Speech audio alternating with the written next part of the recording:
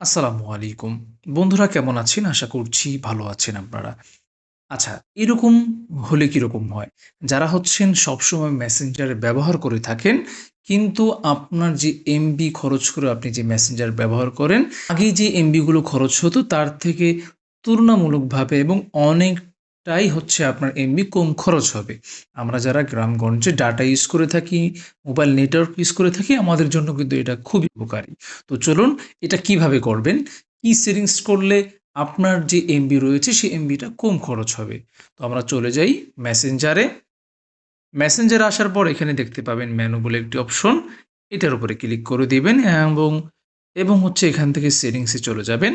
Settings আসার পরে আপনি এখানে নিচে স্ক্রল করে দেখতে পাবেন ডাটা সেভার বলে একটি অপশন। বন্ধুরা আপনি এটাতে ক্লিক করে দিবেন এবং এটা অফ থাকবে, আপনি এটা অন করে দিবেন। এটা যদি আপনি অন করে দেন, এক্ষেত্রে আপনি যতক্ষণই মেসেঞ্জার ইউজ করেন না কেন, আপনার যে ডাটা রয়েছে বা যে মোবাইলের যে এমবি রয়েছে, সেই এমবি আগের তুলনায় অনেকটাই কম খরচ হবে। তো বন্ধুরা এই ছিল আজকের এই ভিডিওটি। দেখা হবে আগামী অন্য কোনো ইন্টারেস্টিং নতুন টপিকস নিয়ে। সেই সাথে সুস্থ থাকুন, ভালো থাকুন। আল্লাহ হাফেজ।